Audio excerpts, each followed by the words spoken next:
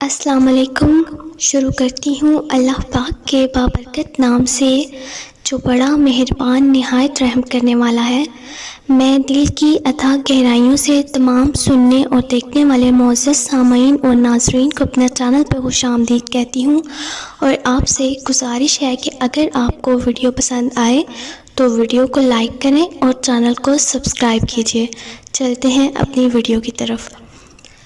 شام زندگی کی ہو یا دکھوں کی، آخر ڈھل ہی جاتی ہے۔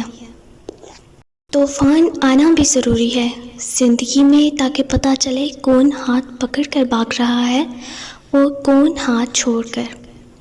پھل نہ درخت کے ڈالے کو لگتا ہے نہ اس کے مضبوط تنے کو، پھل لرزتی ہوئی عاجز سی شاخ پر لگتا ہے۔ اپنے حوصلوں کی پرواز اونچی رکھو، ایک دن مکان بھی بن جائے گا، مقام بھی بن جائے گا۔ خواہشات کا گھوڑا بے لگام ہو جائے تو اپنے ہی سوار کو گرا کر پیروں تلے رونت ڈالتا ہے۔ ہمیشہ کے لیے کچھ بھی نہیں ہوتا، اپنے آپ کو دباؤ کا شکار نہ بنائیں۔ کچھ بھی ہو، کیسے ہی برے حالات کیوں نہ ہوں، وہ بدلیں گے اور ضرور بدلیں گے انشاءاللہ۔ نصیب کا لکھا مل کر ہی رہتا ہے، کب، کہاں اور کیسے یہ صرف اللہ ہی جانتا ہے۔ دیکھو وقت ایسا پرندہ ہے جو ایک بار اڑ جائے تو واپس نہیں آتا۔ رشتوں کو جوڑے رکھنے کے لیے کبھی اندھا، کبھی بہرا تو کبھی گونگا ہونا پڑتا ہے۔ گناہوں کی ایسی دیوار کھڑی نہ کریں جو آپ کو اللہ سے دور کر دے۔ پرندوں کی آواز سننا چاہتے ہیں تو پنجرہ خریدنے سے بہتر ہے آپ ایک پودا لگا لیں۔ آپ صلی اللہ علیہ وآلہ وسلم نے فرمایا، جو لوگوں پر رحم نہیں کھاتا اللہ بھی اس پر رحم نہیں کھاتا۔ انسان کی ہر دعا قبول ہوتی ہے، مگر قبولیت کی شکلیں مختلف ہوتی ہیں۔ بالکل وہی چیز عطا کر دی جاتی ہے جو اس نے مانگی تھی، کبھی اس سے بہتر چیز عطا کر دی جاتی ہے، کبھی دعا کی برکت سے کسی مصیبت کو ٹال دیا جاتا ہے، یا کبھی دعا کو آخرت کا ذخیرہ بنا دیا جاتا ہے۔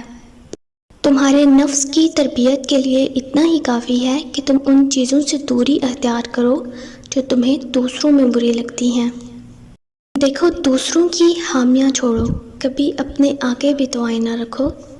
ہم کچھ لوگوں کی زندگی میں 12ویں کھلاڑی کے طور پر ہوتے ہیں، جب کوئی اور دستیاب نہ ہو تو پھر ہمارا انتخاب ہوتا ہے۔ آنسو آنکھ سے نکل کر گال پر بہہ جائیں تو مطلب آپ کو تکلیف ہوئی ہے، لیکن آنسو آنکھ سے ہوتے ہوئے حلق میں اٹک جائیں تو یقیناً کہیں اندر کچھ ٹوٹا ہے۔ سنو، غم وہ نہیں ہوتا جو آنسو کا سبب ہو، غم تو وہ ہوتا ہے جو آپ کو اندر ہی اندر کھا جائے اور کسی کو کانوں کان خبر ہی نہ ہو۔ بعض دفعہ کسی سے بھلائی کرنے کا اس سے بہتر طریقہ اور کوئی نہیں ہوتا کہ آپ اپنے آپ کو ان کی زندگی سے نفی کر دیں۔ سورہ یوسف مثال ہے، وہ آزماتا اسی چیز سے ہے جو تمہیں بے حد پیاری ہوتی ہے، تاکہ اس چیز کے ملنے کی تڑپ تمہیں اللہ سے ملوا دے۔ وہ مستقبل جس کے لیے آپ پریشان ہوتے ہو سکتا ہے اس میں آپ ہو ہی نہیں۔ مکان پکا ہو یا کچا ہو، زندگی گزر جائے گی، لیکن ایمان پکا نہ ہوا تو آخرت کی زندگی گزارنا مشکل ہو جائے گی۔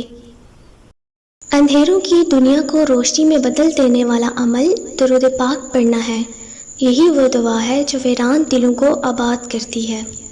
میرے پیارے آقا محمد مصطفیٰ صلی اللہ علیہ وآلہ وسلم نے فرمایا، بروز قیامت قربانی کا جانور اپنے خون اور گوشت کے ساتھ لایا جائے گا اور 70 گنا اضافے کے ساتھ تمہارے میزان میں رکھا جائے گا۔